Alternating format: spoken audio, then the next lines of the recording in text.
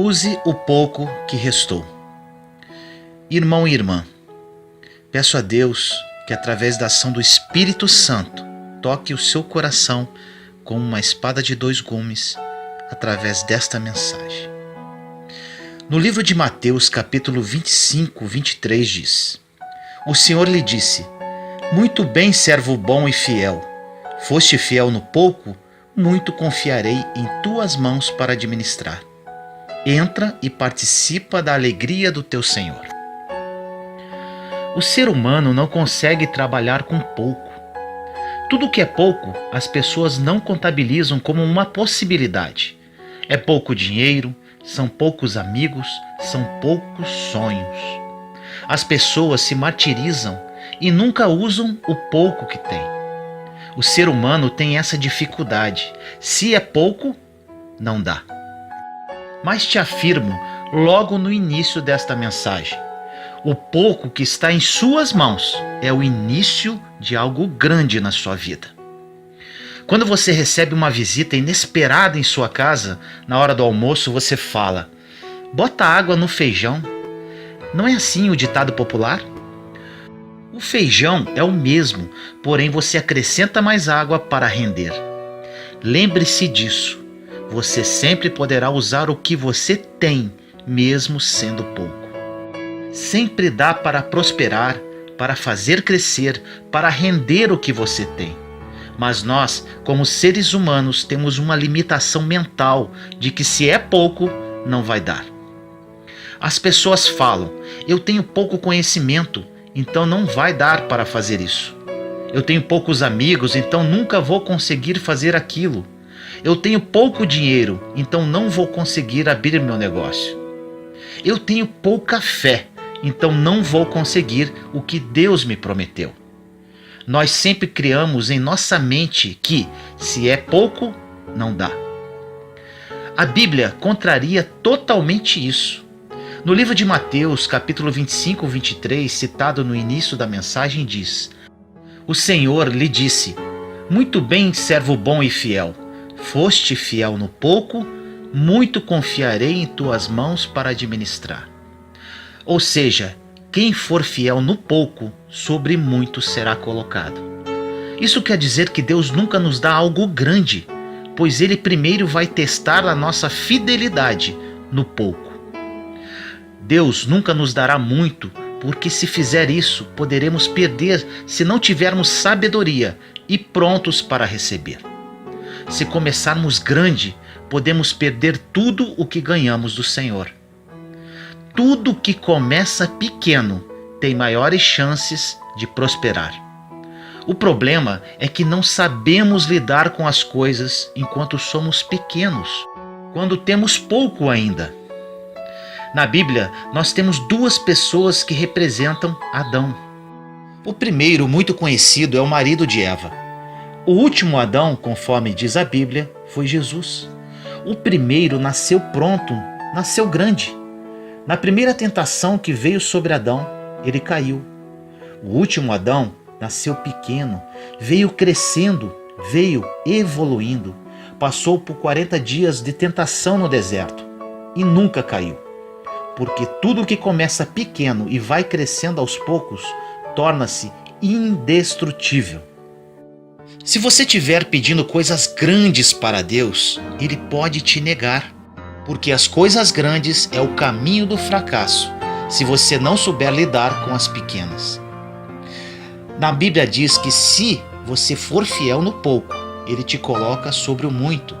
Ou seja, a medida de Deus é o pouco. Se Deus quiser fazer alguma coisa na sua vida, Ele primeiro vai te colocar no pouco. Estranhe tudo que começa grande, pois tudo que começa grande é monstro. E pior, monstro não existe. Ou seja, você começa com algo que não é real e com certeza irá esfarelar por entre seus dedos. Às vezes, Deus coloca um pequeno projeto em suas mãos.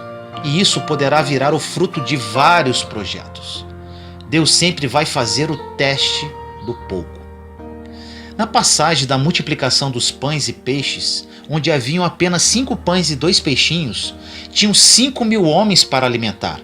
tirando as mulheres e crianças. Ou seja, no mínimo eram umas 10.000 pessoas.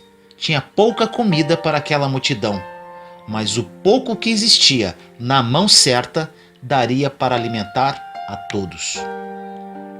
O problema é que às vezes o pouco que temos se transforma num freio, num limite, e acabamos falando, não vai dar. Outras vezes achamos que temos tão pouco que acabamos guardando, fazendo com que não tenhamos mais nada. Ou seja, nunca terá mais, nunca prosperará mais, nunca multiplicará. Na parábola dos talentos, em Mateus 25, fala sobre isso. O Senhor vai viajar e chama os seus servos. Para um, ele dá 1 talento. Para o outro, ele dá 2 talentos. E para o terceiro, ele dá 5 talentos. Quando o Senhor voltou e foi cobrar o pouco que havia deixado na mão daqueles servos, o servo que tinha 5 talentos multiplicou para 10 talentos. O que tinha 2 talentos multiplicou para 4 talentos. E o que tinha 1 talento enterrou o seu talento. Repare que o Senhor dá de acordo com a capacidade. Às vezes pedimos 10 para o Senhor e Ele nos dará apenas 1, pois não sabemos multiplicar por 2 e ainda podemos enterrar. Na parábola, o Senhor diz para o servo que enterrou 1 talento: mau servo e infiel. Porque foste infiel no pouco, você não vai passar para a próxima fase. Você nunca vai ver o próximo nível, ou seja, não vou te colocar sobre o muito, e ainda até o pouco que você tinha lhe será tirado. Pega o pouco que você tem e dá para o que multiplicou por 10. Aquele que sabe transformar o pouco em muito, sempre vai receber mais. Tudo isso é uma questão de mentalidade. A mentalidade define se você sabe usar o pouco ou vai reclamar do pouco. Todas as pessoas que reclamaram do pouco na Bíblia nunca tiveram nada. Todos que usaram o pouco que tinham multiplicaram e receberam mais. O segredo não está na quantidade, mas sim na forma de uso. Jesus estava andando sobre as águas e em Mateus 14, a partir do verso 28 diz: Senhor, se és tu, manda-me ter contigo por cima das águas. E Jesus disse: Vem. É muito importante frisar aqui, Pedro recebeu uma palavra para ir. Pedro então, descendo do barco, andou sobre as águas. É impossível andar pelas águas, humanamente falando, mas Pedro andou. Ele afundou, mas primeiro ele andou. Continuando, foi andando sobre as águas para ter com Jesus, mas sentindo um vento forte, teve medo e começou a afundar para o fundo, e clamou dizendo: Senhor, salva-me! Logo Jesus, estendendo a mão, segurou-o e disse-lhe: Homem de pequena fé, por que você duvidou? De acordo com a palavra, qual era o tamanho da fé de Pedro? Pequena, pouca. Quem andou sobre as águas? Pedro. Com pouca fé, ele andou sobre as águas. Com pouca fé, o mesmo Pedro pregou em Atos 2 e 3.000 almas se converteram.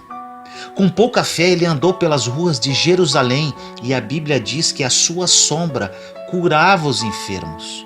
Com pouca fé, ele andou sobre as águas. Com pouca fé, ele converteu 3.000 almas e com pouca fé, ele curava com a própria sombra.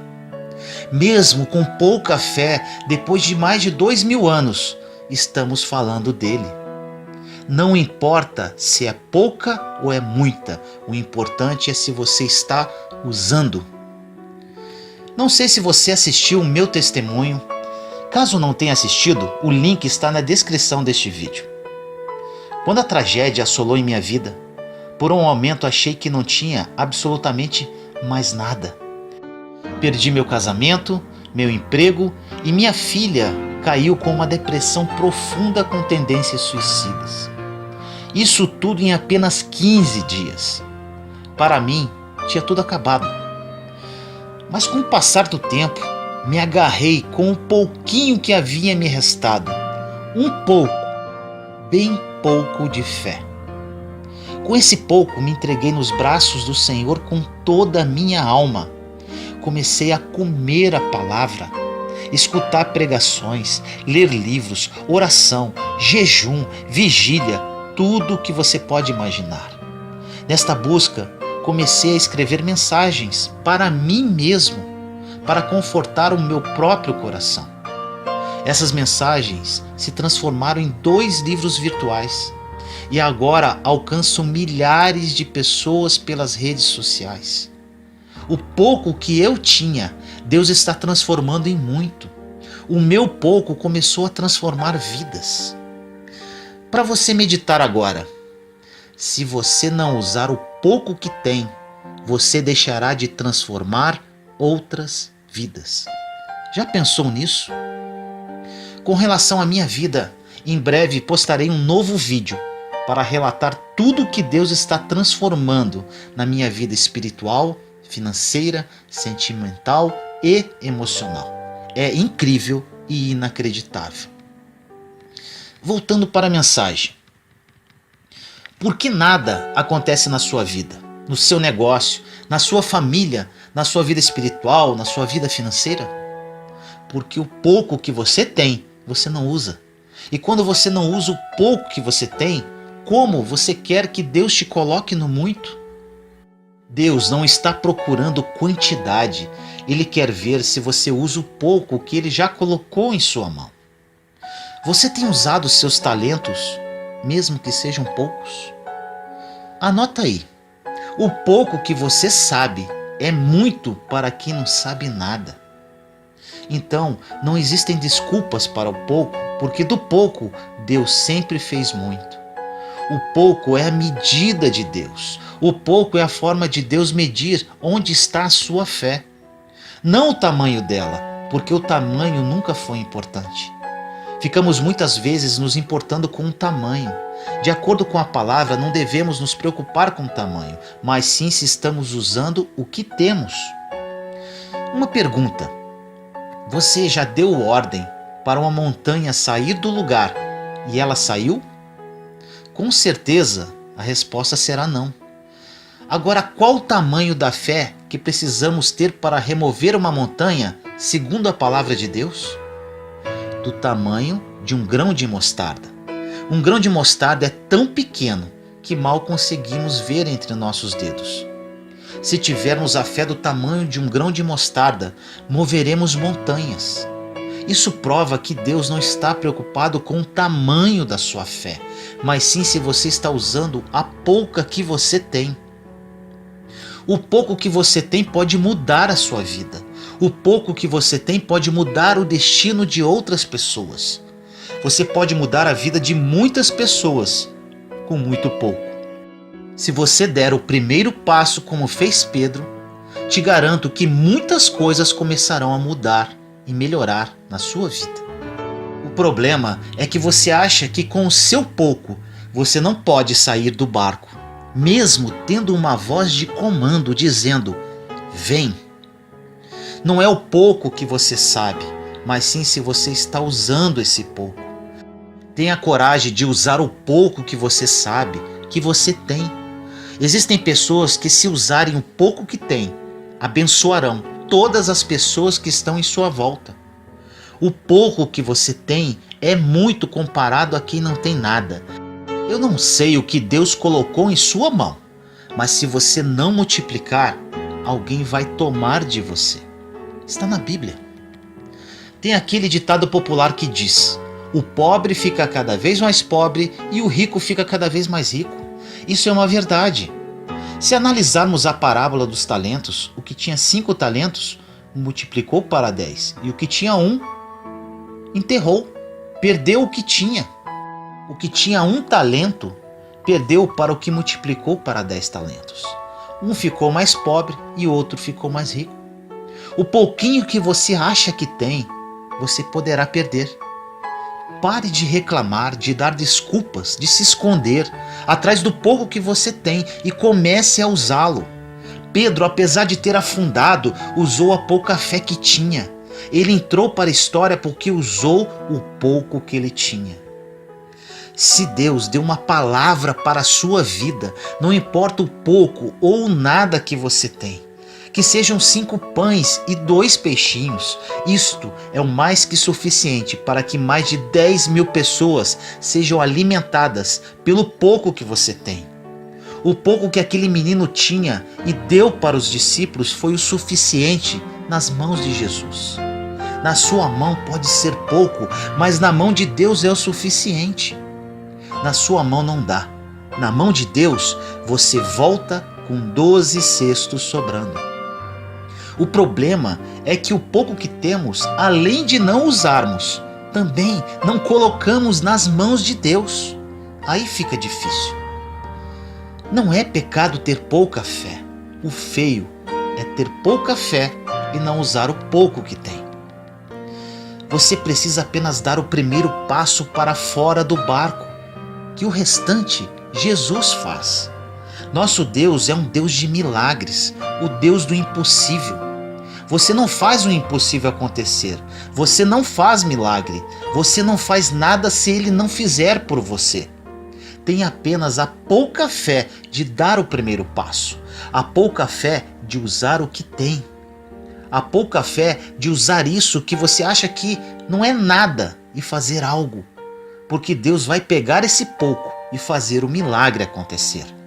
A sua vida, as pessoas ao seu redor e também as distantes serão transformadas com um pouco que você tem. Não esqueça disso. O pouco que você tem é muito para muitas pessoas que não têm nada. E o pouco que você tem poderá mudar a vida de muitas pessoas. O que para você não é nada poderá mudar destinos. Existem pessoas que estão humilhadas e envergonhadas, porém elas deixam essa situação ser maior do que a fé delas. Quando qualquer sentimento suplantar a sua fé, você ficará no exato lugar que está. Você não sairá do lugar. Quando você permite que nada seja maior que a sua fé, não tem limite do que Deus vai fazer na sua vida. Não tem limite onde Deus poderá te levar. Nunca limite o que Deus pode fazer na sua vida. Nunca limite de onde Ele pode te tirar hoje e te reposicionar do amanhã. Nunca limite o tipo de milagre que Ele pode derramar na sua vida. Pedro, segundo a Bíblia, era analfabeto e foi ele quem pregou para 3.000 pessoas que se converteram. Pedro usava o pouco que tinha. Existiam pessoas muito mais capazes que ele, com mais condições de fazer o que ele iria fazer. Mas o importante é que não é a capacidade que determina o tamanho do conhecimento, mas sim usar o que se tem. Existem pessoas formadas em tudo, mas não usam nada. Outras pessoas possuem recursos, mas não usam para ajudar ninguém. Agora, hoje, neste exato momento que você está escutando esta mensagem, eu profetizo em sua vida. O que está na sua mão parecia pequeno até você ouvir essa mensagem. A partir de agora é o início de algo grande. A partir de agora é o início de um milagre. A partir de agora é o início de uma grande conquista. Parecia pequeno até hoje, mas Deus te dirigiu até esse vídeo para que eu dissesse a você que você dará um salto com o pouco que você possui. Você sairá de onde está e caminhará para um lugar de milagres, onde você nunca ousou sonhar. Deus vai te tirar da situação difícil e precária que você está hoje e te levará para um lugar que você nunca pediu e nunca teria coragem de pedir para Deus. Nosso Senhor é especialista em fazer essas coisas. Você acha que Pedro pediu para Jesus para ser um grande apóstolo? Não, mas tinha um detalhe. Ele era o que estava usando mais o pouco que tinha. Quando você começa a usar muito o pouco que tem, Deus vai te promover. Nós sempre vamos querer usar os nossos fracassos, o nosso pouco, o nosso nada, para dar uma desculpa para Deus. Mas se Deus deu uma palavra, Pedro, vem, é porque vai dar certo. Se Deus pediu algo para você, o que parece impossível, é porque Ele já viu o seu milagre. Ele é especialista em futuro. Ele já sabe o que vai acontecer. Pega o pouco que você tem, pega o pouco que você sabe e faz alguma coisa. O resto Deus vai fazer. O que parece difícil, quem vai fazer é Ele. Você precisa apenas dar o primeiro passo. É difícil demais andar sobre as águas, mas sair do barco qualquer um pode fazer. Dos 12 discípulos a bordo, somente Pedro quis fazer. Quando só você faz o que qualquer um poderia fazer, você já está passando para o próximo nível. Você já entra em um nível de fé sobrenatural. Repare que Pedro não queria ser rebaixado. Quando ele vê Jesus andando sobre as águas, ele não falou: Jesus, vem para cá, porque ele sabia que isso seria rebaixar Jesus para o plano natural. Pedro queria ser promovido, então falou: Jesus, se és tu, manda-me ter contigo. Ele queria andar no impossível e não trazer Jesus para o natural, porque no final, a mentalidade que você tem vai determinar se você vai usar o pouco que você tem ou não. É como você pensa, é como você formata seus pensamentos. Deus começa com pouco, mas não deixará você com pouco para sempre. O que Ele quer é que você dê o primeiro passo para que Ele te coloque no muito. Todo mundo que colocou o pouco que tinha nas mãos de Deus, multiplicou muito. Você pode estar sem esperança, porque há muito tempo você se encontra no pouco e acabou se apegando a isso. Deus não te chamou para se apegar ao pouco, mas sim começar com pouco. O pouco pode ter te limitado tanto que nem o pouco você tem mais. Virou um nada na vida sentimental, um nada na vida espiritual, um nada na vida familiar. Você não consegue ver um palmo diante do nariz. Parece que tudo se perdeu. Aconteceu comigo. Aproxime-se de Deus e entenda o que Ele quer para a sua vida. Deus quer que você saia do barco e dê os primeiros passos, por mais difíceis que possam parecer, por mais impossível que seja. Com certeza existe algo que você pode fazer hoje, usando o pouco debaixo de uma ordem de Deus. E te afirmo, fazendo isso, as coisas vão começar a acontecer em sua vida. A sua casa será impactada por isso, seus filhos serão impactados, seu cônjuge, a sua vida financeira, sentimental e emocional. O seu pouco vai abençoar muitos. Deus está confiando no seu pouco para começar algo grande em sua vida hoje. Algo que você jamais ousou sonhar e que vai mudar a sua vida para sempre. Vou orar para você. Senhor misericordioso, neste dia venho orar a todas as pessoas que assistirem esse vídeo. Que esta palavra fale aos corações. Que essas pessoas sejam impactadas pela sua presença e misericórdia. Que o seu Santo Espírito se revele a cada uma, despertando o desejo e o discernimento para usarem o pouco que ainda lhes restou. Que o que resta em suas mãos se torne algo grande. Que hoje seja o início de uma grande obra na vida de todas elas. Que elas tenham sabedoria de usar o pouco. Que o que parecia pequeno comece a dar frutos para glorificar o seu nome. Que elas saiam de onde estão e comecem a caminhar num lugar de milagres, vindo do seu trono de glória. Que elas saiam da situação difícil e precária que vivem. Leve-as, Senhor, para um lugar que elas nunca ousaram sonhar.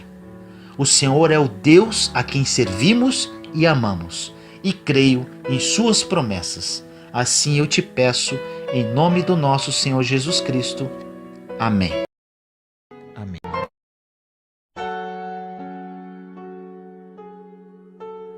Deus vai realizar os desejos do seu coração. No livro de Filipenses, capítulo 2, versículo 13 diz: pois é Deus quem opera em vós o querer e o operar, segundo a sua vontade. Você tem um desejo ardente em seu coração? Tenho certeza que a resposta é sim, todos temos. Agora eu te faço outra pergunta. Você está em Deus? Vou responder agora como a maioria das pessoas responderia. Estou sim. Tenho os meus erros e limitações, mas estou em Deus sim. Mas o que é estar em Deus? O resultado prático de estar na presença de Deus é uma alegria que transcende o entendimento humano. A comunhão é doce para aqueles que andam com o Senhor em obediência e fé, mesmo durante as provações e tribulações da vida. Depois dessas perguntas respondidas, vamos ao versículo citado inicialmente. O que esta passagem quer dizer é: o querer que está em seu coração veio de Deus, e o realizar vem dele também.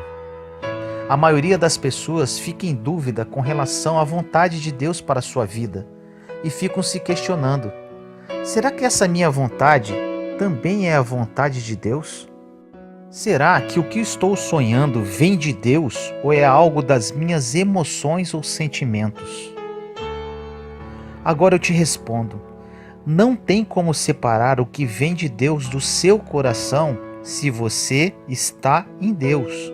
Compreende? Se entrou no seu coração, Ele mesmo que plantou.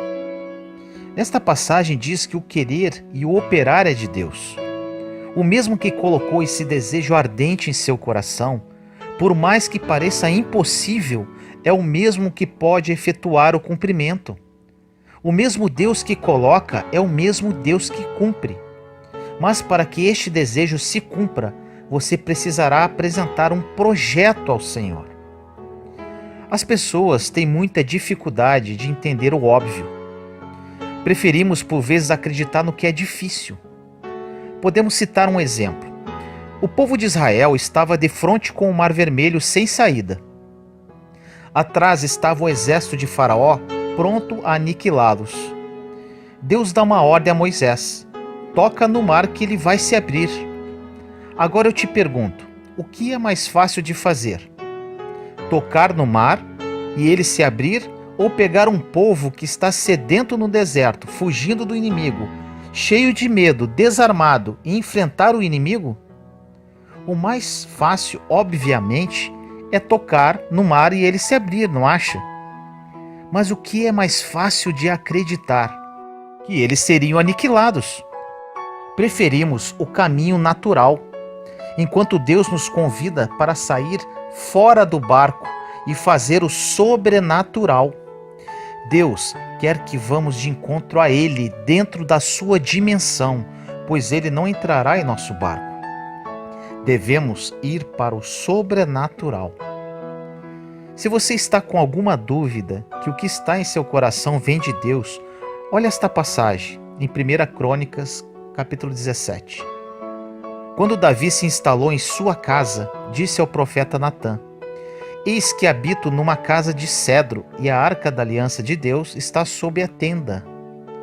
Natã respondeu a Davi: faze tudo o que estiver em seus planos, em seu coração, porque Deus está contigo. Davi estava habitando numa casa de luxo, e a arca da aliança, que representava a presença do Senhor, estava numa tenda de cortina. Davi, com isso, resolveu construir um templo para guardar a arca e consultou o profeta. O profeta disse que o Senhor estava com ele e para ele fazer tudo o que estava em seu coração. Deus pediu este templo para Davi? Não. Conforme o profeta disse, fazer conforme o que estava em seu coração. E Davi construiu este templo? Na verdade, também não. Porém, o templo foi construído por seu filho Salomão. Isso pode ser explicado através do provérbio 16:1. Ao homem, os projetos do coração, de Deus vem a resposta. Ou seja, se não tivermos um plano, não teremos uma resposta de Deus. A resposta do Senhor está atrelada a um projeto seu. Como Deus vai responder se você nunca apresentou o projeto para Ele? Lembre-se, o querer e operar é dele, mas o projeto é seu. Davi apresentou o projeto ao Senhor.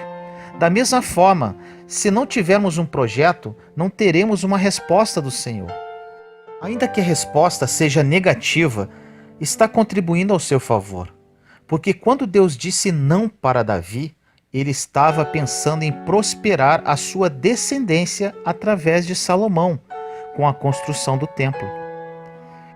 Deus nunca nos dá um não, se Ele já não está planejando algo muito maior lá na frente. Quando Deus te dá um não hoje, é porque Ele está preparando um futuro glorioso amanhã.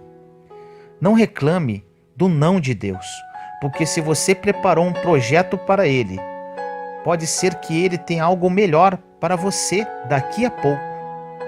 No livro de Isaías, capítulo 55, versículos 8 e 9 diz: Pois os meus pensamentos não são os pensamentos de vocês, nem os seus caminhos são os meus caminhos, declara o Senhor.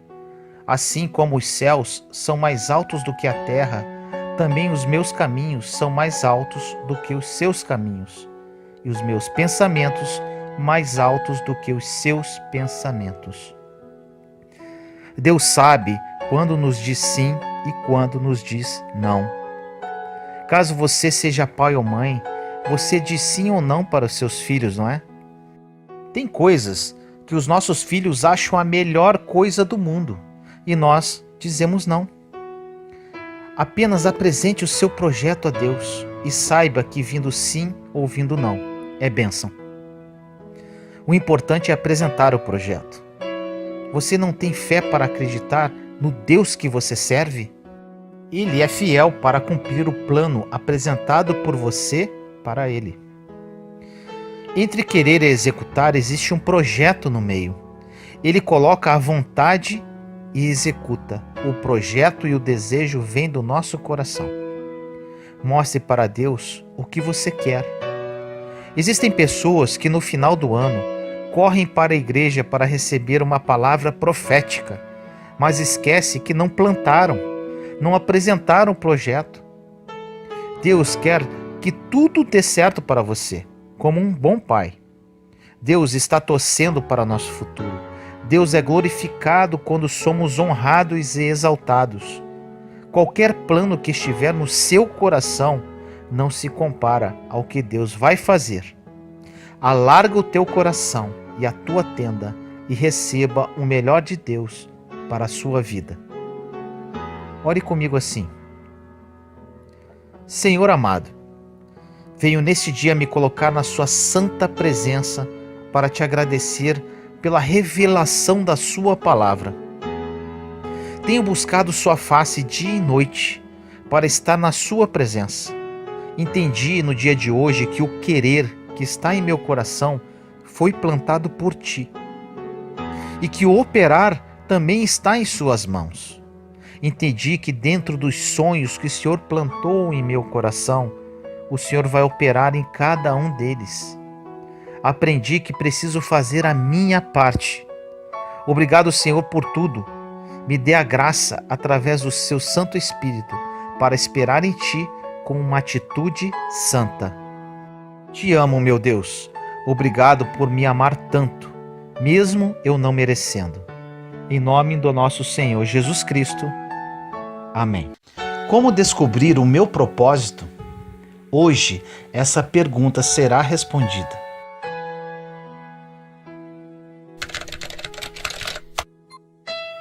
No livro de João, capítulo 15, versículos de 1 a 2 diz: Eu sou a videira verdadeira e meu pai é o agricultor. Todo o ramo que estando em mim não dá fruto, ele corta, e tudo que dá fruto, ele poda, para que dê mais fruto ainda. Deus tem um plano para cada um de nós. Deus criou cada um de nós com um objetivo. Você tem uma missão que desde a época que você nasceu, você carrega contigo, mesmo que você ainda não saiba. E as confusões da vida emocionais, mentais, sentimentais e espirituais acontecem quando você não está devidamente alinhado com este propósito, com esta missão que Deus tem para você. Existem propósitos específicos e existem propósitos universais. Por exemplo, amar uns aos outros não é um propósito específico, mas sim universal, coletivo, pois todos nós temos a missão de amar uns aos outros. Agora, uns foram chamados para ensinar, e isso é um propósito específico, no qual Deus deu um dom, uma habilidade, um talento para aquela pessoa ensinar.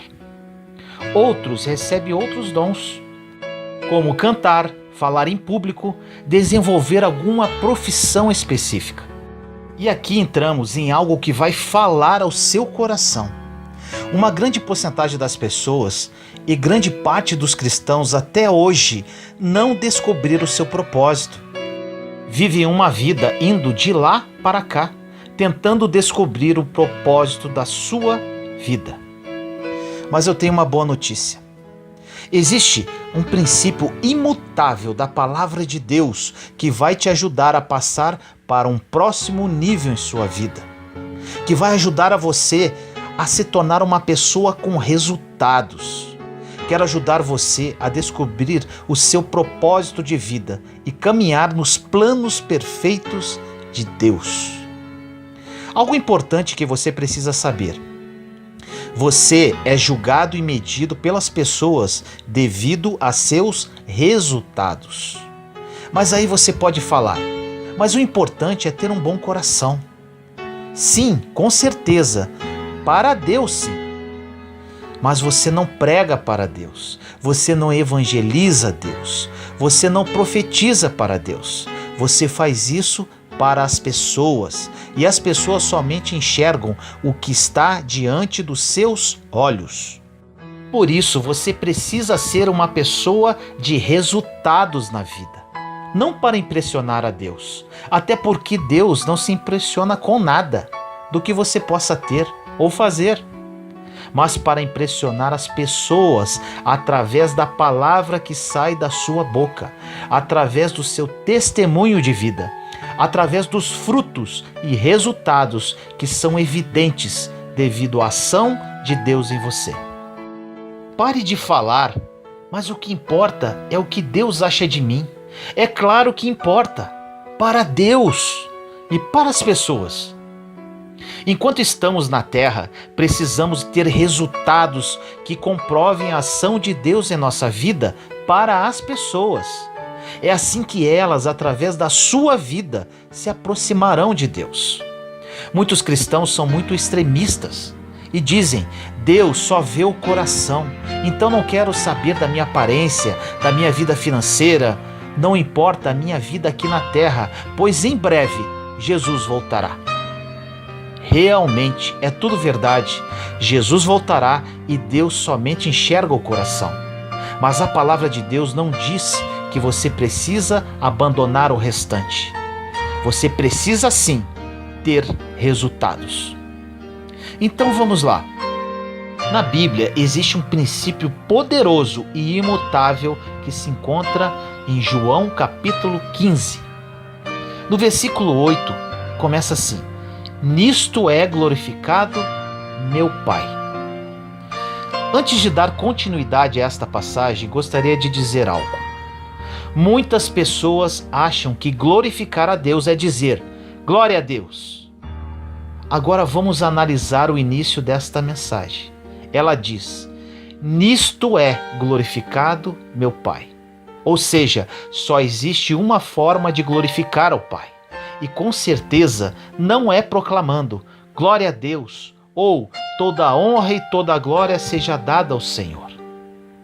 Porque como Deus vê o coração, às vezes a sua boca fala, mas o seu coração está longe, como diz o profeta Isaías.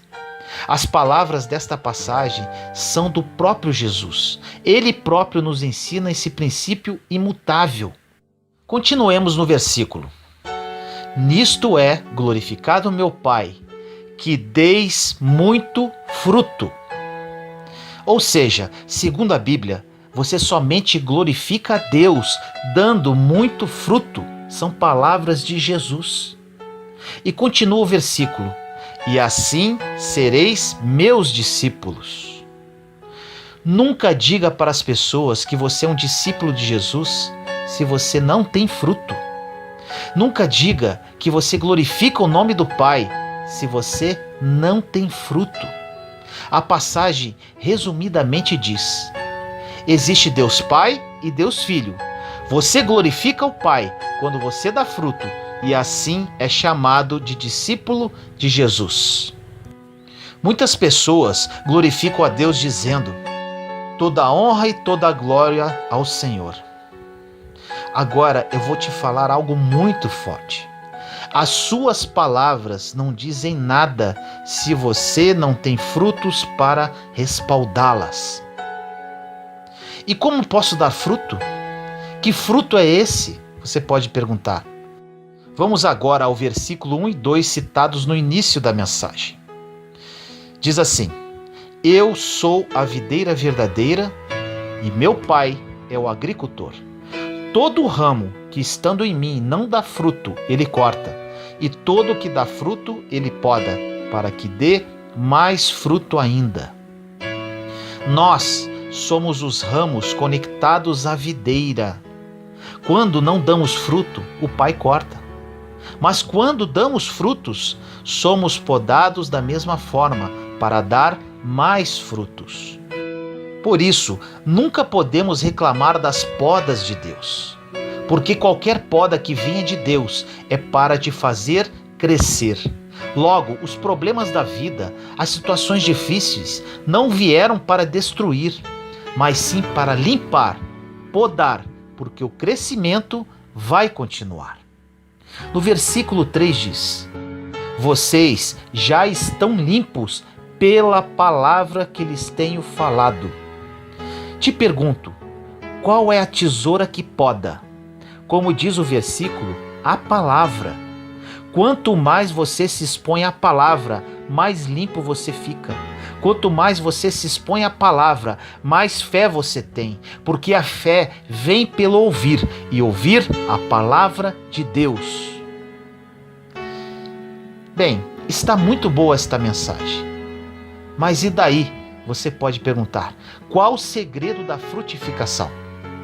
O segredo da frutificação está apenas em uma palavra, e a partir de agora ela será repetida várias vezes nos versículos seguintes. No versículo 4 diz: permaneçam em mim, e eu permanecerei em vocês. Nenhum ramo pode dar fruto por si mesmo, se não permanecer na videira. Vocês também não podem dar fruto se não permanecerem em mim. Os ramos que somos nós não podemos dar fruto se não permanecermos conectados à videira, em Jesus. Se desconectarmos da videira, morremos, pois é a videira que alimenta os ramos. Nos versículos 5 e 6 diz: eu sou a videira, vocês são os ramos. Se alguém permanecer em mim e eu nele, esse dá muito fruto, pois sem mim vocês não podem fazer coisa alguma. Se alguém não permanecer em mim, será como o ramo que é jogado fora e seca. Tais ramos são apanhados, lançados ao fogo e queimados. Este versículo diz algo muito interessante. Em outras versões diz que os ramos são apanhados, lançados ao fogo e queimados pelos homens e não por Deus. Ou seja, se você não quiser estar conectado à videira, você cai e começa a secar, porque não está mais sendo alimentado. Quem te joga no fogo depois disso é o homem. O grande segredo para você glorificar ao Pai e ser discípulo de Cristo Jesus é frutificar. E para isso você precisa apenas estar conectado à videira, permanecer. Permanecer significa ficar, persistir, insistir, manter-se, continuar, não desistir. Quem alimenta o ramo é a videira, Jesus Cristo. E quem cuida da videira é o agricultor, Deus Pai. Em tudo isso você precisa fazer apenas uma coisa: permanecer. Independente das tuas lutas, dos teus problemas, se você foi traído, está sendo humilhado, está desempregado, está doente, está com problemas familiares graves. Eu não sei o que você está vivendo hoje na sua vida, mas por pior que seja a situação, eu te digo hoje, com toda a minha fé, apenas permaneça, fique, persista, mantenha-se, continue e nunca desista. Acredite. Agora olha esse versículo. Versículo 7 diz: se vocês permanecerem em mim e as minhas palavras permanecerem em vocês, pedirão o que quiserem e lhes será concedido. Aqui existe algo incrível. Aí você pode perguntar: quer dizer então que eu posso pedir o que quiser? Sim, se você permanecer conectado a Jesus e as palavras dele permanecerem em você. Mas eu te garanto uma coisa: esse tudo que você pode pedir, se você estiver devidamente conectado à videira e permanecer na palavra, nunca serão coisas fúteis e para o seu deleite. Serão coisas apenas para glorificar o nome dele, para ajudar outras pessoas. Isso é maravilhoso. Quando a palavra está em você, você quer abençoar todo mundo, você quer salvar o mundo, você quer fazer o reino crescer, você quer abençoar a sua igreja. Você não quer nada para você. O nosso único trabalho para dar fruto é permanecer, porque nós já fomos enxertados na videira. Não fomos nós que escolhemos Jesus, mas foi Ele que nos escolheu. Não tivemos nem o trabalho de escolher, porque Deus já sabia o que era melhor para nós. Precisamos apenas permanecer. Porque permanecendo, resistindo, continuando, não olhando para trás, não desanimando, você vai começar a frutificar. Frutificar não é um esforço que você faz, mas sim é natural de um ramo que está conectado à videira. Qualquer ramo que esteja conectado não precisa de uma habilidade especial, porque ele dará fruto. Agora, por que na Bíblia diz para não nos preocuparmos com o dia de amanhã? Porque ramo não se preocupa com o sol que está sobre a videira, é o agricultor que cuida. Quando você começa a se preocupar com as coisas da vida, você está tirando a função do agricultor. Quando está muito sol, o agricultor vai cuidar. Quando está muita chuva, ele vai proteger. Quando está seco, ele rega. Já tem alguém que já cuida de tudo para você. Você precisa apenas permanecer. Continua, espera, fica. Mas Vinícius, não aguento mais, estou pensando em desistir de tudo. A única coisa que o inimigo de nossa alma pode fazer contra os ramos é fazê-los acreditar que eles podem desistir. Agora eu te digo, você não pode desistir, pois você precisa dar fruto. Porque apenas glorificamos a Deus quando não desistimos. É quando você está desesperado, mas permaneceu. É quando você faliu, mas permaneceu. É quando você foi traído, mas permaneceu. É quando você recebeu um mau diagnóstico de saúde, mas permaneceu. Agora, olha que lindo isso. Qual é o fruto da videira? É a uva. O que a uva produz? Vinho. Qual o significado do vinho na Bíblia? Todos sabem. Alegria. Agora eu te pergunto, dentro de tudo o que você ouviu até agora, como você sabe se está glorificando a Deus e se você é um discípulo de Jesus Cristo? Pelos frutos. E qual fruto? A alegria. Se você passou pela vida de alguém e deixou essa pessoa triste, você não pode ser um discípulo de Cristo Jesus. Se você passou pela vida do seu vizinho e ficou brigando por causa de uma vaga de estacionamento, por exemplo, você não está glorificando ao Pai. O fruto de servir a Deus é a alegria. O fruto da videira é a alegria.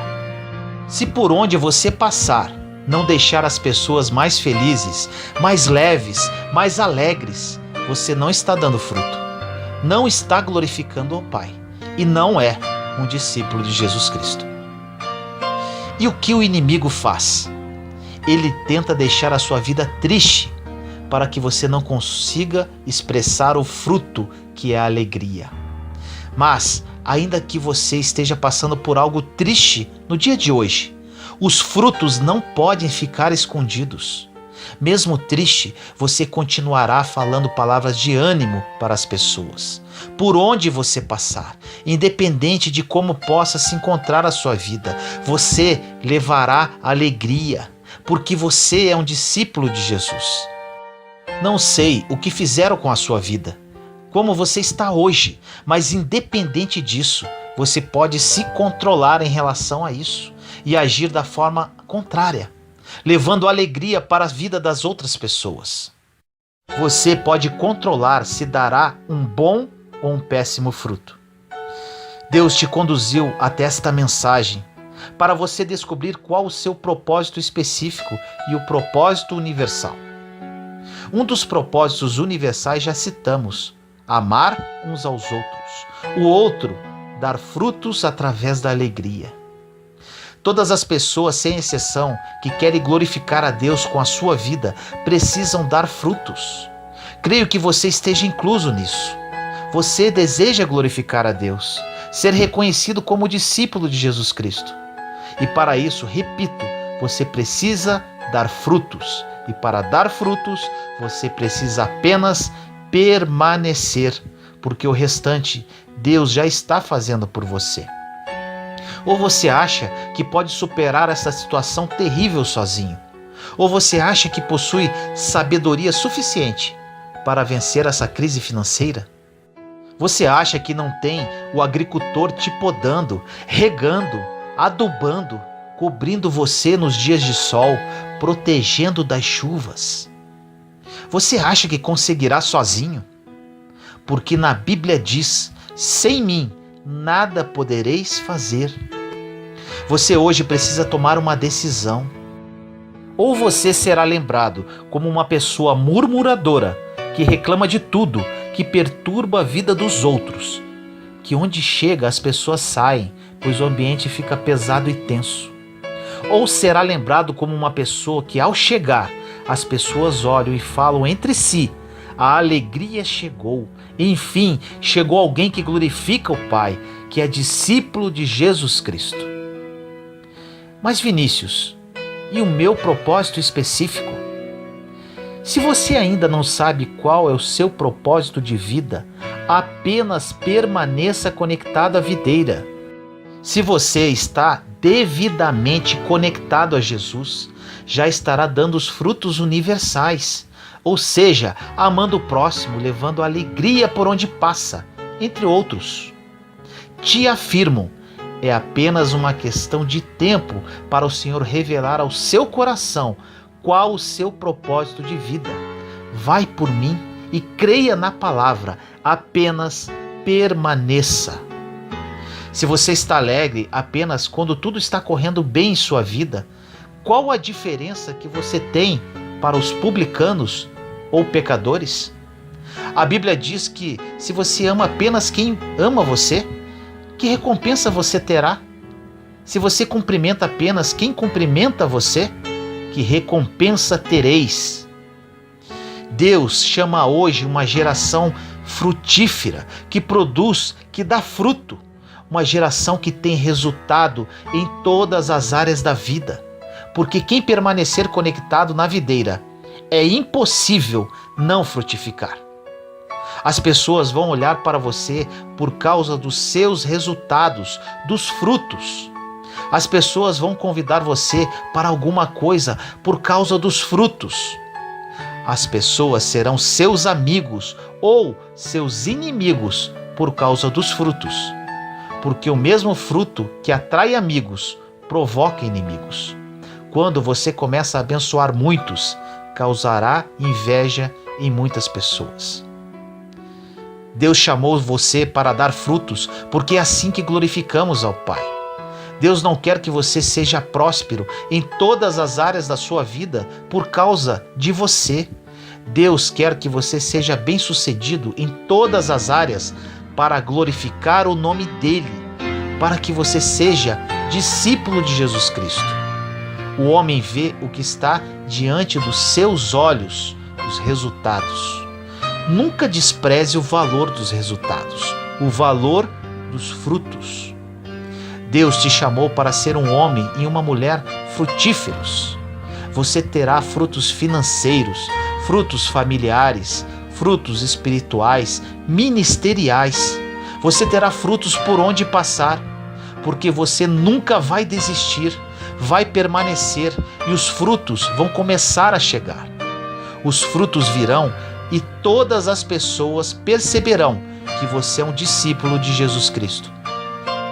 Todas as pessoas saberão que você glorifica o nome de Deus, e não porque você diz glória a Deus, mas por causa dos seus frutos, dos seus resultados. Ninguém mais passará pela sua vida a partir de hoje sem sentir alegria, sem sentir paz. Não existe dia triste para quem frutificou na alegria. Existem dias pesados, dias que nos destroem. Existem dias que pensamos em desistir. E é exatamente o que o inimigo deseja: a nossa desconexão da videira, para que os homens nos pisem e joguem-nos no fogo. A tristeza é uma opção. Você não pode escolher o que vem contra você. Você não pode escolher perder alguém. Você não pode escolher ser mandado embora do seu emprego. Você não escolhe o dia difícil, o dia mau. Ele simplesmente vem e é obrigatório, chega para todos. Mas você pode escolher como irá reagir nos dias difíceis. Você pode escolher se vai se entregar ou vai permanecer. Ninguém que permaneceu ficou sem dar fruto. Existirá um dia em que você estará carregando os seus frutos. Será o dia da recompensa. É quando você vê que tudo valeu a pena. Valeu a pena esperar no Senhor. Valeu a pena aguentar. Valeu a pena sobreviver. Valeu a pena permanecer. Valeu a pena insistir. Valeu a pena continuar caminhando, apesar das humilhações e afrontas. Valeu a pena, mesmo quando você achava que não aguentava mais, mas suportou. Você acha que Deus, depois de ter sido fiel com tantas pessoas durante milênios, não será fiel com você? Deus nunca falhou em toda a história da humanidade. Todas as vezes que você observou um homem ou uma mulher de Deus falharem, não foi porque Deus permitiu a falha, mas porque eles resolveram se desconectar da videira. Chegará um tempo que as pessoas irão reconhecer que Cristo em nós é a esperança da glória, por causa dos nossos frutos, por causa dos nossos resultados. Agora, grave isso. O resultado não tem a ver com você, pois toda a bênção que Deus dá envolve muitas pessoas, é coletiva. Assim aconteceu com Abraão. Deus abençoa um para alcançar a todos. O que Deus tem para a sua vida não é apenas para você, é apenas o início de uma bênção que envolverão muitas pessoas ao seu redor e também pessoas distantes. Os frutos que você vai carregar é para todo mundo. É por isso que virá em grande quantidade. O primeiro milagre de Jesus em Caná da Galileia foi transformar água em vinho. O casamento durava dias e o vinho havia acabado. E juntamente com isso acabava a alegria. Jesus pediu para trazer talhas e mandou enchê-las de água. Aquela água se transformou em vinho. O maître disse: "Vocês deixaram o melhor vinho para o final? Agora eu te digo, Jesus não transformou aquele melhor vinho para dizer que tudo o que ele fazia era bom. Jesus fez isso porque cada um dá aquilo que tem. Em Jesus não tem nada mais ou menos. Em Jesus não tem nada para baixo. Quando você pede algo para Ele, Ele só sabe dar o melhor, porque é o que Ele carrega. Não existe fruto na sua vida que vai apodrecer se você permanecer conectado na videira, porque dele só sai o melhor fruto, só sai o melhor vinho. Os melhores resultados estarão nas mãos do povo de Deus, os melhores empregos, as melhores redes sociais, os melhores destaques.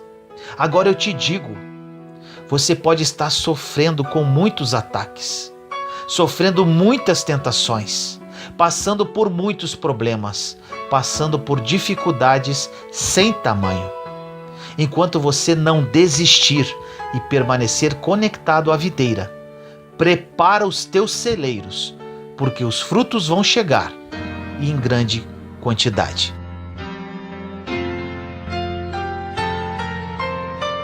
Senhor amado e misericordioso, venho a Ti neste momento orar por todas as pessoas que estão ouvindo esta mensagem. Pai, muitos deles perguntam a Ti constantemente qual o propósito que o Senhor tem para a vida de cada um. Durante muito tempo fiz essa pergunta para Ti. Entendi que para saber o meu propósito precisava apenas permanecer conectado a Jesus, a videira verdadeira. Que hoje, Senhor, todas essas pessoas entendam isso. Que essa palavra entre como uma espada de 2 gumes no mais profundo do coração delas. E que a partir de hoje elas apenas permaneçam e desenvolvam o fruto da alegria. Que no tempo oportuno que a Ti pertence, elas saibam qual o verdadeiro propósito específico para as suas vidas. Assim eu oro, em nome do nosso Senhor Jesus Cristo. Amém.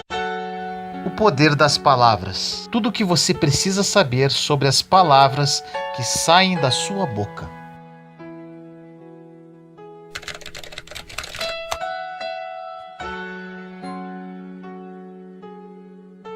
No livro de Provérbios, capítulo 18, versículo 21 diz: A língua tem poder sobre a vida e sobre a morte. Os que gostam de usá-la comerão do seu fruto. As palavras são cheias de poder. Elas podem curar ou podem ferir. Podem ministrar morte ou podem ministrar vida. Podem incentivar ou podem desencorajar. Podem fortalecer ou podem derrubar. Pessoas se divorciam por causa das palavras. Famílias são destruídas por causa das palavras. Pessoas perdem empregos devido às palavras. A insegurança pode dominar a vida de uma pessoa devido às palavras que foram ditas para ela. Devido a esse grande poder das palavras, precisamos escolhê-las muito bem. Precisamos nos responsabilizar pelas palavras que proferimos. Porém, vale a pena salientar que ninguém poderá domar a sua língua sozinho. E para isso, precisamos da ajuda de Deus. Sem exceção alguma, todas as pessoas passarão por muitas tribulações e aflições em suas vidas. A grande tendência do ser humano é verbalizar os seus sentimentos. E, infelizmente, na maioria das vezes, o que sai de suas bocas é reclamação, murmuração e blasfêmia. No livro de Tiago, capítulo 1, versículo 2 diz: Meus irmãos, considerem motivo de grande alegria o fato de passarem por diversas provações. Alegria por passar por provações? Isso parece um pouco contraditório, mas é exatamente isso que acontece quando caminhamos em fé. As provações nos preparam para um próximo nível de nossa caminhada. Quando você está passando por provas, nada mais é que um processo de amadurecimento para receber algo que Deus está preparando para a sua vida. existe um tesouro na provação. Quando enfrentamos lutas, provações e problemas, uma das primeiras coisas que precisamos fazer é profetizar: Deus, ajude-me a encontrar um tesouro nesta provação. Sempre existirá algo bom nos períodos de provações, e se encontrarmos com a ajuda de Deus, será uma glória. Nesses momentos de prova, precisamos aprender a dar graças pelo que Deus já tem feito em nossa vida, em vez de ficar falando de nossos problemas. Usamos como exemplo Davi, quando ele foi enfrentar Golias. Davi não ficou falando do que ele via, ou seja, da grandeza do gigante ou da sua armadura poderosa. Ele falava sobre todas as grandes coisas que Deus já havia operado através da vida dele. Ele disse: eu já matei um leão, um urso, então quem é esse Golias? Lembrar das coisas que Deus já fez em nosso passado é uma grande forma de nos fortalecermos para encararmos nossos gigantes do presente. Você pode hoje estar enfrentando situações terríveis e o inimigo está tentando te convencer que não poderá suportar esse problema. Agora, se você refletir profundamente, concluirá que tiveram situações no seu passado que você venceu e continuou caminhando. E ainda, em sua palavra, Deus nos diz que não enfrentaremos problemas maiores do que podemos suportar, pois cada situação Ele proverá uma saída. Em 1 Coríntios capítulo 10, versículo 13 diz: não sobreveio a vocês tentação que não fosse comum aos homens. E Deus é fiel. Ele não permitirá que vocês sejam tentados além do que podem suportar. Mas, quando forem tentados, Ele lhes providenciará um escape para que o possam suportar. Nunca diga: não tem saída, isso é demais para mim. O que você proclama através da sua boca poderá lhe trazer mais fraqueza dia após dia. Aprenda a acreditar no que a palavra de Deus diz. E ao invés de proclamar derrota, proclame a palavra. Diga, conforme diz em Filipenses 4,13: tudo posso naquele que me fortalece. O Senhor nunca irá nos abandonar. Podemos passar por qualquer deserto com Jesus.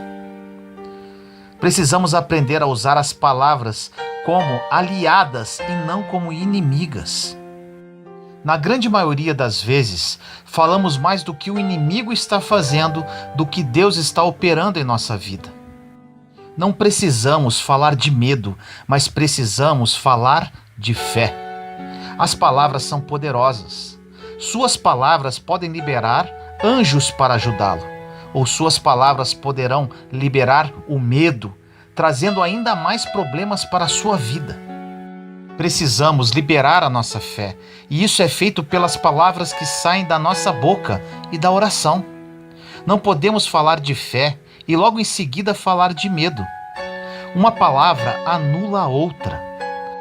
Podemos até falar do problema que estamos vivendo, porém não devemos falar dele sem que haja um propósito. Se você precisa falar com alguém sobre algum problema que está vivendo, fale, mas te aconselho: não é nada sadio para a sua vida ficar falando de seus problemas por 24 horas. O que você precisa se atentar é com relação à forma que está falando de seus problemas. Quando falar do seu problema com outra pessoa, logo após terminar de falar dele, profetize que não se curvará a ele e que Deus está no controle de tudo. Peça a Deus sabedoria com relação ao que deve dizer e ao que não deve dizer. Peça a Deus sabedoria sempre, todos os dias.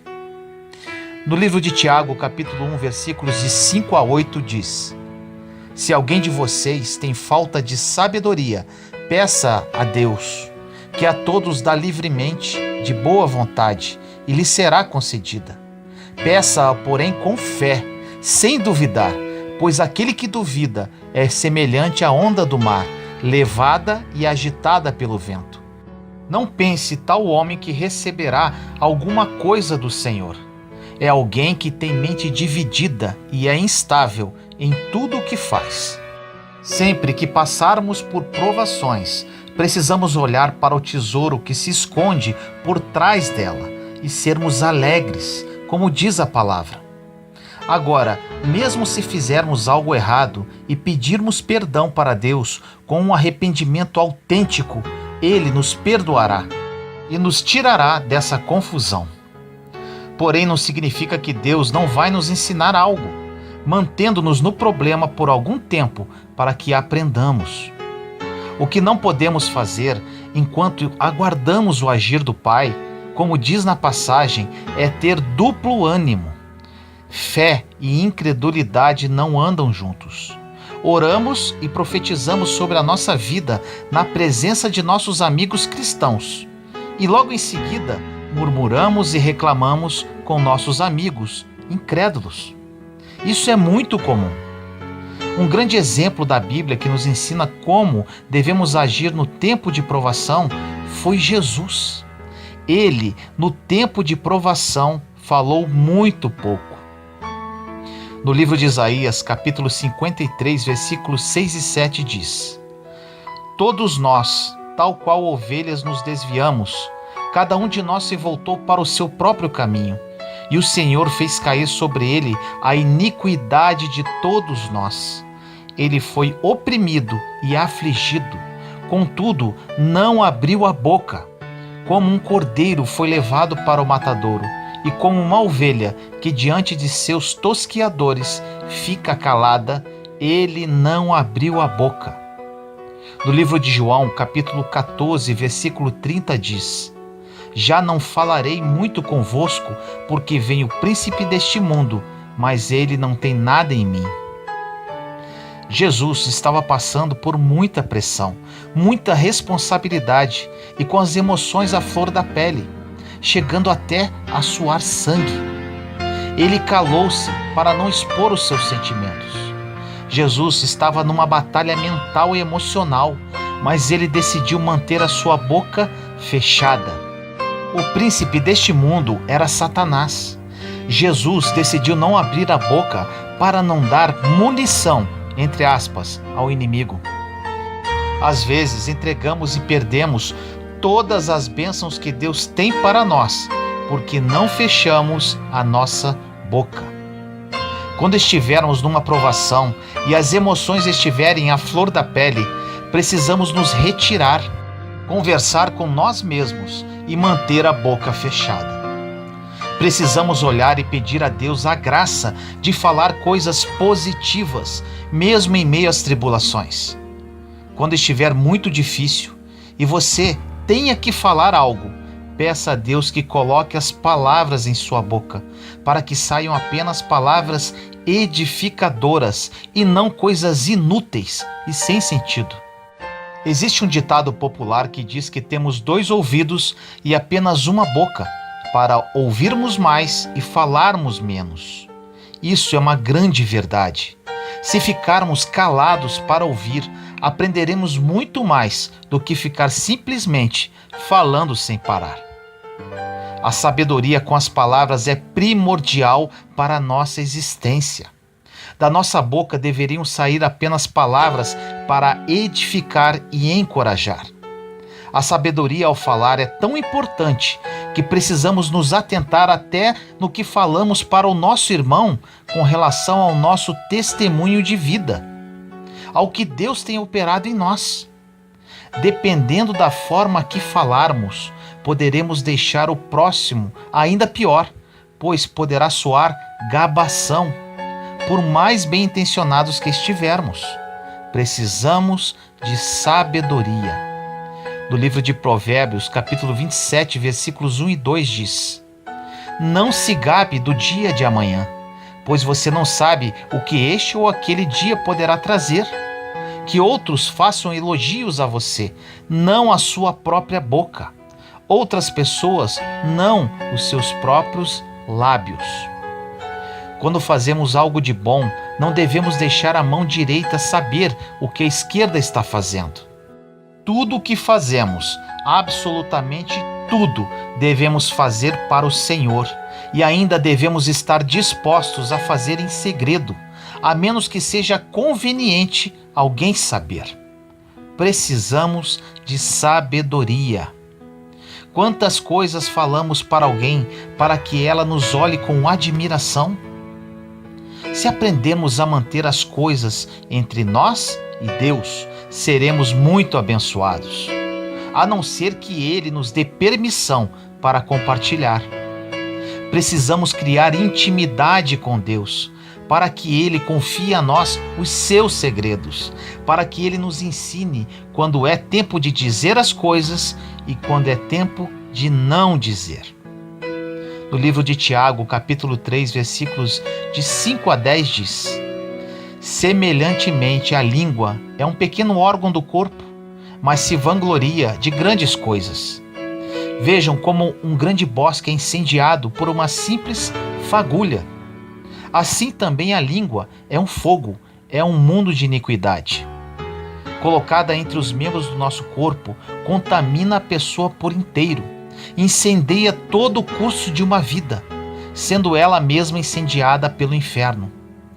Toda espécie de animais, aves, répteis e criaturas do mar doma-se e é domada pela espécie humana.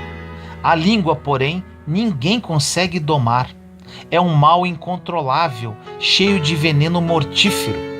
Com a língua bendizemos ao Senhor e Pai, e com ela amaldiçoamos aos homens, feitos à semelhança de Deus.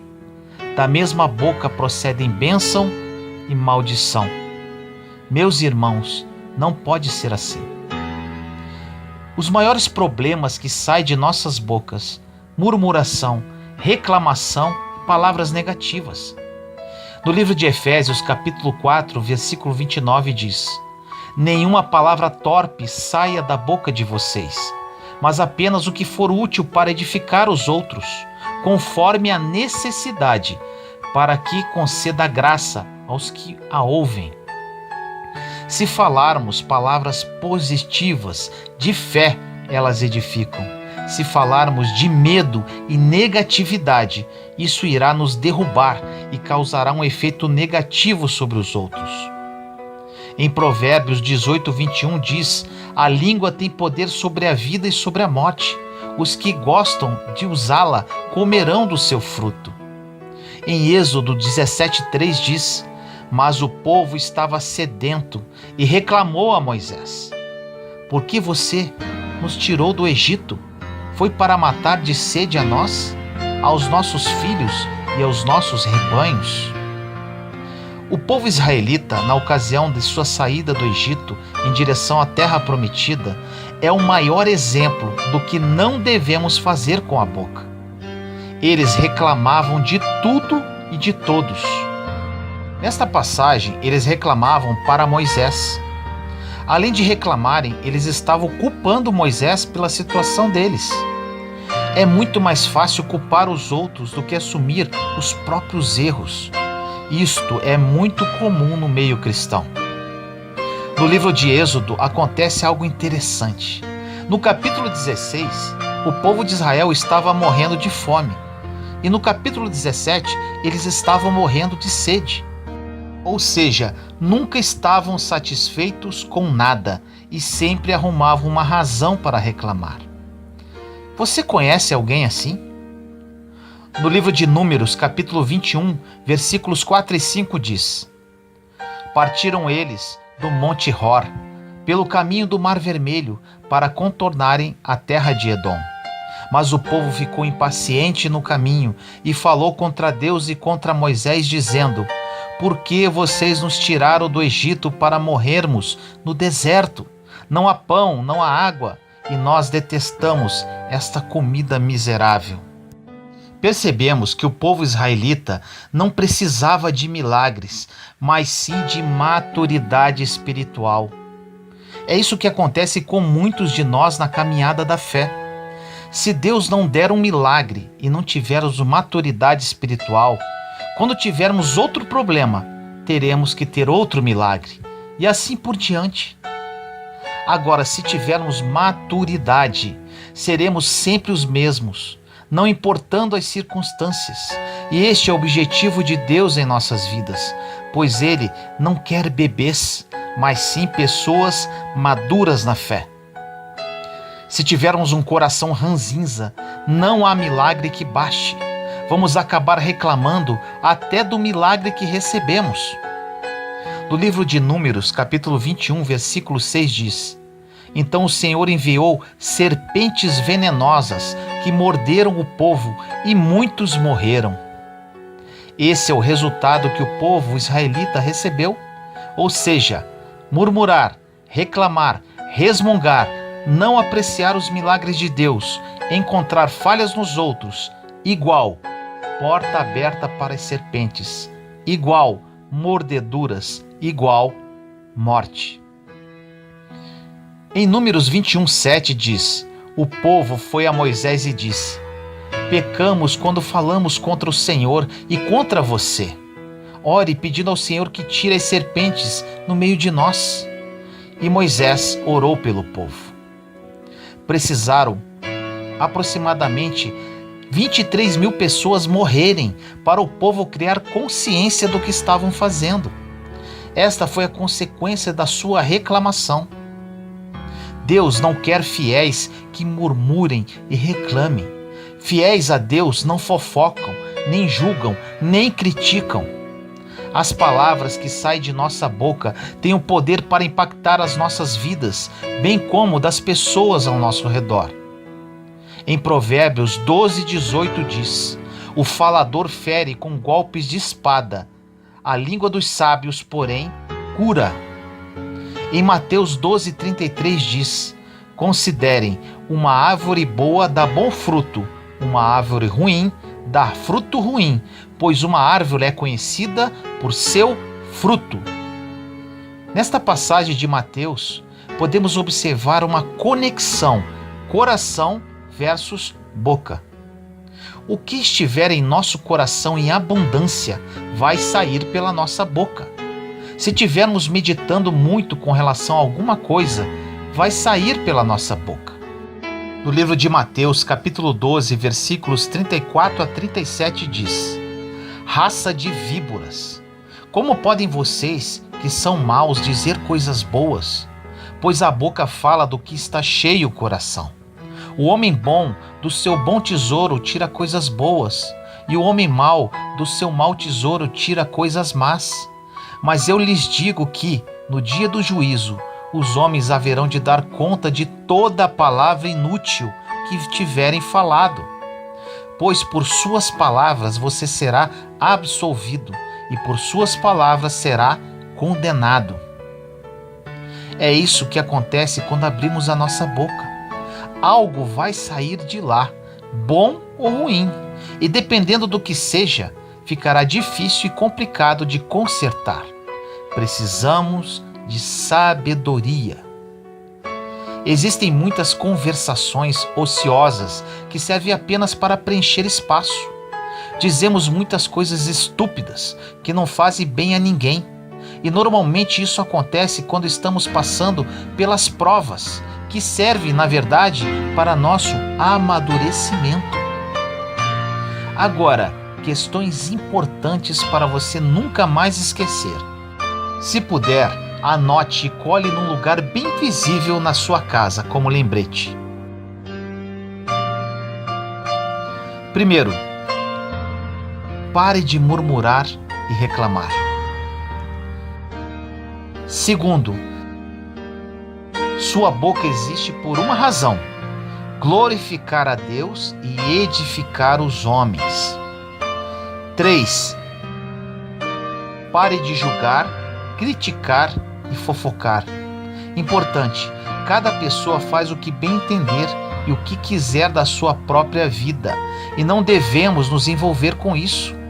Deus fala, não é da sua conta o que as pessoas estão fazendo. É diante de mim que elas vão cair e ficar no dia do julgamento. E você não deve se preocupar, isso não é da sua conta. 4. Ouça mais e fale menos. Você tem 2 ouvidos e apenas uma boca. 5º, peça sabedoria a Deus com relação às palavras que saem da sua boca. 6º, somente dê a sua opinião se alguém permitir, mas mesmo assim, que seja algo edificante e libertador.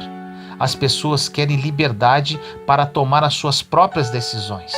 As pessoas precisam de liberdade. 7º, evite conflitos, discussões, desuniões, desarmonias e discórdias. Normalmente tudo isso ocorre através de palavras mal colocadas. Espero que essa mensagem tenha falado ao seu coração. Vamos nos unir como um corpo de Cristo forte, edificando uns aos outros, amando uns aos outros e renovando a nossa mente à luz da palavra de Deus, para nos tornarmos cristãos de referência, caminhando sempre em amor e fé.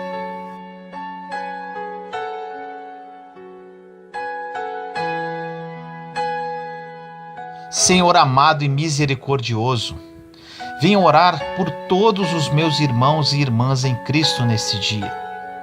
Tive muitos problemas em minha vida devido à minha língua. Sofri muito para me libertar deste mal, Senhor, para que as palavras que saíssem da minha boca fossem apenas palavras vindas diretamente de Ti.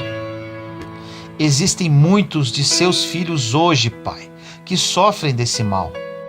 Dê sabedoria a todos eles, Senhor, e que hoje seja um recomeço na vida de cada um com relação às palavras pronunciadas. Que essa mensagem fale aos corações e que o corpo de Cristo seja coeso e forte, caminhando sempre em união, fé e amor. Assim eu oro em nome do nosso Senhor Jesus Cristo. Amém.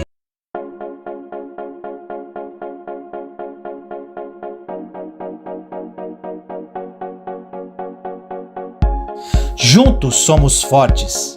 Compartilhe esta mensagem para que mais pessoas sejam edificadas. Inscreva-se no canal e acione o sininho para ser notificado de novos vídeos. Te amo em Cristo Jesus.